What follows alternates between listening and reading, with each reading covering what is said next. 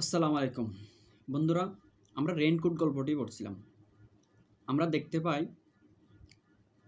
প্রিন্সিপালের পিয়ন নুরুল হুদা সাহেবকে ডাকতে আসে তার বাড়িতে, এবং সে কলেজে যাওয়ার জন্য বের হয়।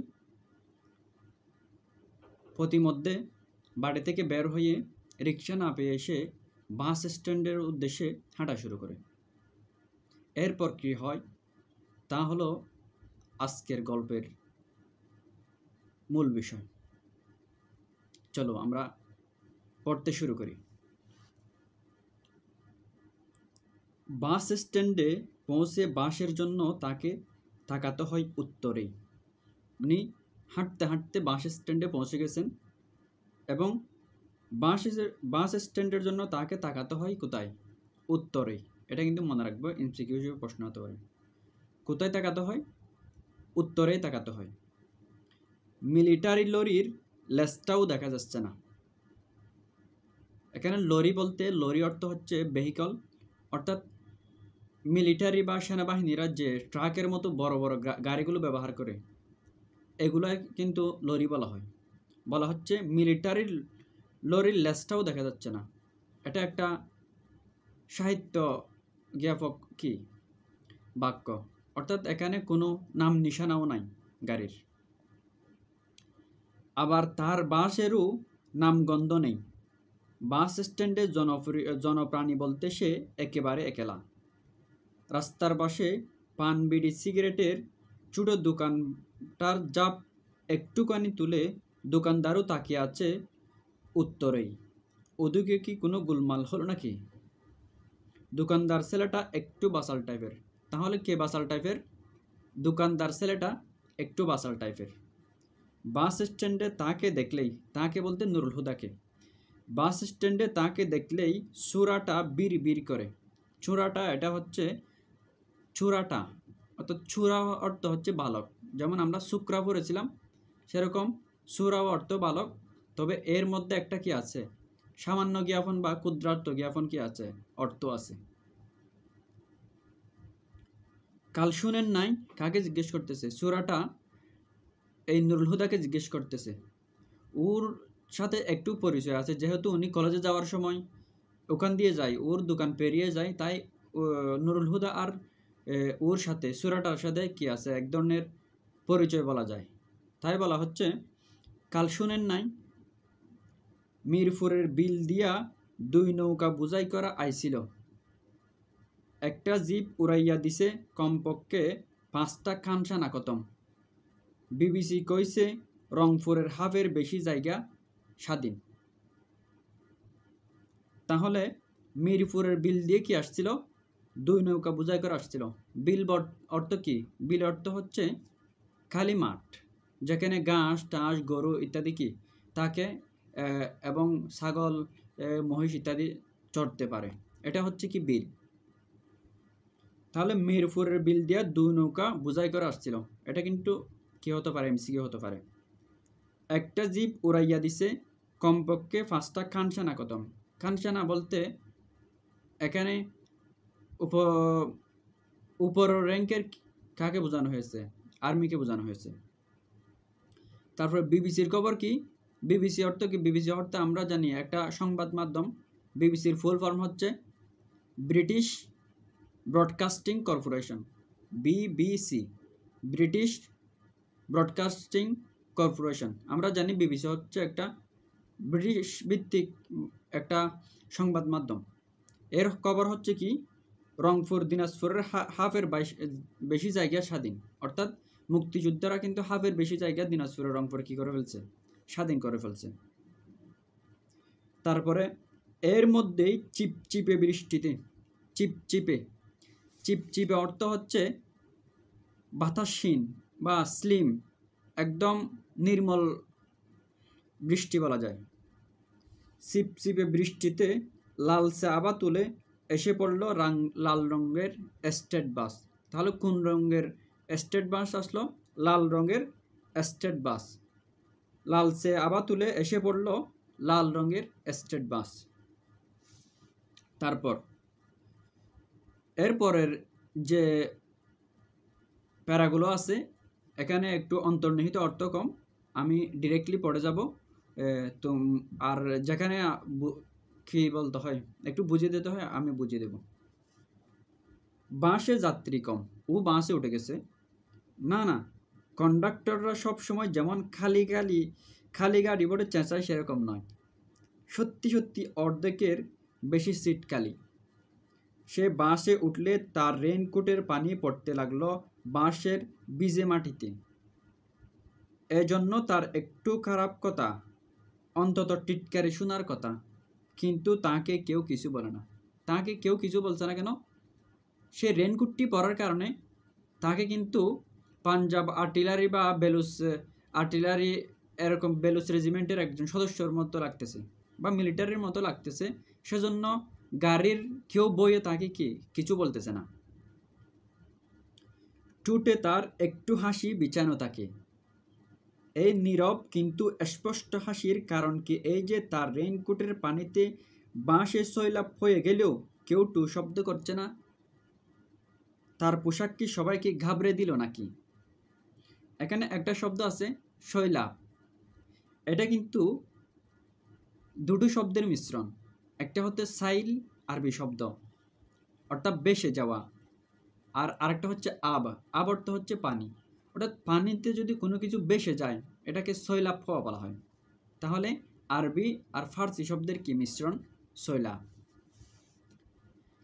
কালি রাস্তা পেয়ে বাঁশ চলে খুব জোরে, কিন্তু তার আসনটি সে নির্বাচন করতে পারছে না। টলতে টলতে একবার এই সিট দেখে পছন্দ না হয় বলে ফের ওই সিটের দিকে যায়। এমন সময় পেছনের দিকে দুজন যাত্রী উঠে পড়ে তাড়াহুড়া করে। রাখু রাখু বলতে বলতে ঝুঁকি নিয়ে তারা নেমে পড়ে চলন্ত বাস থেকে।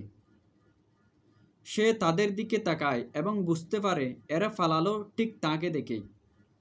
লোক দুটো নিশ্চয় ক্রিমিনাল, একটা চোর আর একটা পকেটমার, একটা চোর আর একটা পকেটমার, কিংবা দুটোই চোর অথবা দুটোই পকেটমার। অর্থাৎ ওরা কি আসলে কি তা কিন্তু নুরুল হুদার নিশ্চিত নয়, তবে এটা নিশ্চিত তাকে আর্মির সদস্য ভেবে বা মিলিটারির সদস্য ভেবে ওরা পলায়ন করতেছে।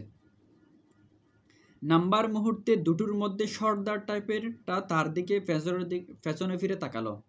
সে চোখ ভরা ভয়, কেবল ভয়। জুৎসই সিট বেছে নিয়ে এসে দপাস করে বসতেই ফুমে ফস করে আওয়াজ হয় এবং তারা তাইতে গাড় ফিরিয়ে তাকায় সামনের সিটে বসা তিনজন যাত্রী। জুৎসই বলতে হচ্ছে পারফেক্ট, জুৎসই সিট বলতে পারফেক্ট সিট পেয়ে যখন সে বসে দফাস করে যখন বসে, অর্থাৎ মিলিটারিরা যেমন করে বসে ওরকম করে বসলেও তখন কিন্তু গাড় ফিরিয়ে তিনজন যাত্রী তার দিকে কি তাকিয়ে রয়। এদেরও সেই চোর অথবা পকেটমার বলে ঠিক শনাক্ত করে ফেলে। ডাকাতও হতে পারে, কিংবা মিলিটারি কোনো বস্তিতে আগুন লাগিয়ে চলে এলে ওরা ছুটে সেখানে লুটপাট করতে, অথবা মিলিটারি কোথাও লুটপাট করলে এরা গিয়ে উচ্ছিষ্ট কুড়ায়। উচ্ছিষ্ট বলতে খেয়ে দিয়ে যেগুলো বাকি থাকে, অর্থাৎ মিলিটারিরা লুটপাট করার পর যেগুলো বাকি থাকে ওগুলা এরা কুড়ায়।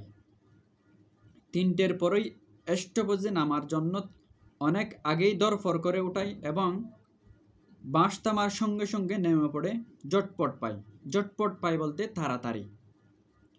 3টে ক্রিমিনালের একটাও তার দিকে আর ফিরেও তাকায় না। তার মানে বেশ ভয় পেয়েছে বলেই তার সঙ্গে চুকাচুকি এড়াতে এদের এত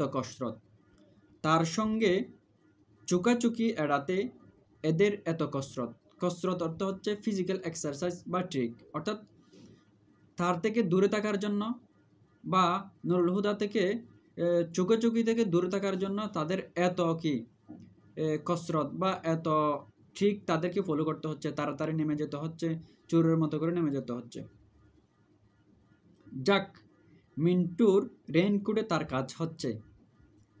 চোর চেচুর পকেটমার সব কেটে পড়ছে অর্থ হচ্ছে পালিয়ে যাচ্ছে। কেটে পড়া অর্থ হচ্ছে পালিয়ে যাওয়া বলতে অর্থাৎ কেউ টের পায় না মতো বা চোরের মতো করে পালিয়ে যাওয়াকে কেটে পড়া বলা হয়। ভালো মানুষেরা তাক, সে বেশ সৎসঙ্গে চলে যাবে একেবারে কলেজ পর্যন্ত। সে কিন্তু কলেজে যাওয়ার জন্যই কিন্তু বের হচ্ছে। আসাদগেট বাস স্টপেজে ঝিরঝির বৃষ্টিতে দাঁড়িয়ে অপেক্ষা করছিল বেশ কয়েকজন মানুষ। তাহলে কোথায় মানুষ অপেক্ষা করছিল? আসাদ গেটে। আমরা জানি আমাদের মুক্তিযুদ্ধের পর্বে একটা কিন্তু গণ অভ্যুত্থান হয়েছিল, সেটাকে বলা হয় 69-এর গণ অভ্যুত্থান। এই গণ অভ্যুত্থানে কিন্তু আসাদের ছাট রক্তাক্ত হয়, তার নামে কিন্তু আসাদ গেট নাম করা হয়, এটা মনে রাখবা। তাহলে আসাদ গেট বাস স্টপেজে ঝিরঝিরে বৃষ্টিতে দাঁড়িয়ে অপেক্ষা করেছিল বেশ কয়েকজন মানুষ। ছাতা হাতে কেউ কেউ নিজ নিজ নিজ ছাতার নিচে এবং কেউ ছাতা ছাড়া অন্যের ছাতার নিচে মাথার অন্তত খানিকটা পেতে দিয়ে বৃষ্টির ছাট থেকে আত্মরক্ষা করতে শরীরগুলোকে আঁকাবাঁকা করছিল। এটা কিন্তু বৃষ্টির একটা খুবই বাস্তব চিত্র তিনি তুলে ধরেছেন। কারো কারো ছাতা থাকে, কারো কারো ছাতা থাকে না, কিন্তু সবাই কিন্তু একটু করে মাথাটা হলেও, পুরো গাটা ভিজে গেলেও মাথাটা একটু করে অন্য ছাতার মধ্যে কি ঢুকিয়ে দেয়, ওই রকম একটা চিত্র কিন্তু এখানে ফুটে তুলেছেন। বাঁশ থামালে সে দেখল একে একে 9 জন প্যাসেঞ্জার বাসে উঠেছে। তাহলে কয়জন প্যাসেঞ্জার বাসে উঠেছে? 9 জন প্যাসেঞ্জার কিন্তু বাসে উঠেছে। সে বেশ খুঁটিয়ে খুঁটিয়ে সবাইকে দেখে তো তার দিকে তাকিয়ে 9 জন 3 জন আরে রাখু রাখু এবং একজন রুকু রুকু বলতে নেমে পড়লো দরফর করে। দরফর করে বলতে অর্থাৎ তাড়াহুড়া করে নেমে পড়লো। এখানে রুকু রুকু অর্থ হচ্ছে থামা থামো, এটা উর্দু শব্দ রুকু রুকু অর্থাৎ থামাও থামাও, গাড়িকে বলতেছে থামাও থামাও। শেষের জন বোধ হয় এমনি অর্ডিনারি চোর, চিচকে চোর হওয়ার সম্ভাবনাই বেশি। আর প্রথম 3টে কোথাও সুন্দরী মেয়ে দেখলে মিলিটারিকে খবর দিয়ে কিংবা মিলিটারির কাছ থেকে বন্দুক নিয়ে পাকিস্তান জিন্দাবাদ স্লোগান দিয়ে মহল্লায় মহল্লায় করে আর সুন্দরী মেয়েদের ধরে এনে পৌঁছে দেয় মিলিটারি ক্যাম্পে। এগুলো হলো রাজাকার। এখানে কিন্তু রাজাকারের পরিচয় দেওয়া হয়েছে। রাজাকার কারা? ওরা কিন্তু পাকিস্তান জিন্দাবাদ বলে স্লোগান দিত এবং সুন্দরী মেয়েদেরকে ওখানে মিলিটারিদের কাছে কি পৌঁছে দিত। এগুলো হচ্ছে, আমরা জানি এগুলো রেনকোট, এটি হচ্ছে একটি ফিকশন গল্প, অর্থাৎ লেখক তার কল্পনা থেকে লিখেছেন। এটি বাস্তবের সাথে মিলতেও পারে, না মিলতেও পারে, এটা কিন্তু তোমরা মনে রাখবে। ফের নতুন করে অপরাধীমুক্ত বাসে যেতে এখন ভালো লাগছে, যেহেতু সুররা সবাই নেমে গেছে, এখন অপরাধীমুক্ত বাস মনে হচ্ছে। জানালার বাইরে বৃষ্টির আঁশ উঠছে, ঠান্ডা হাওয়ায় গাছপালা, লোকজন, দোকানপাট ও বাড়িঘরের উপর ট্রান্সপারেন্ট আবরণ দেখে তার এক্সট্রা ভালো লাগে। ঠান্ডা হাওয়ায় গাছপালা, লোকজন, দোকানপাট ও বাড়িঘরের উপর ট্রান্সপারেন্ট আবরণ দেখে এক্সট্রা ভালো লাগে। এখানে আঁশ উঠছে, বৃষ্টির আঁশ উঠছে বলতে আঁশ অর্থ আমরা জানি তন্তু বা কাপড়ের যে সুতোগুলো থাকে এগুলোকে কি বলা হয়? আঁশ বলা হয়। এখানে বৃষ্টি চলে যাওয়ার পরেও যে বৃষ্টির একটা এখানে নিদর্শন দেখা যাচ্ছে, ওটাই কিন্তু কি বলা হচ্ছে? বৃষ্টির আঁশ। তারপরে হচ্ছে ট্রান্সপারেন্ট আবরণ। ট্রান্সপারেন্ট বলতে যা এদিক থেকে এদিকে দেখা যায়, অর্থাৎ ধরো কোথাও বৃষ্টি পড়ছে বা এখানে পুরোটাই বৃষ্টি, কিন্তু বৃষ্টি পড়লেও আমরা ট্রান্সপারেন্টের মতো গ্লাসের এদিক থেকে ওগুলো দেখার মতো কিন্তু গাছগুলা দেখতে পাই, বাড়িগুলা দেখতে পাই। ঠিক সেরকমই কল্পনা করতেছেন। গাছপালা, লোকজন, দোকানপাট ও বাড়িঘরের উপর ট্রান্সপারেন্ট আবরণ দেখে তার এক্সট্রা ভালো লাগে। সমস্ত ভালো লাগাটা চিটকায়, অর্থাৎ মরে যায় কোনো একটা কারণে। সেটা হচ্ছে বাঁশ হঠাৎ করে ব্রেক কষল।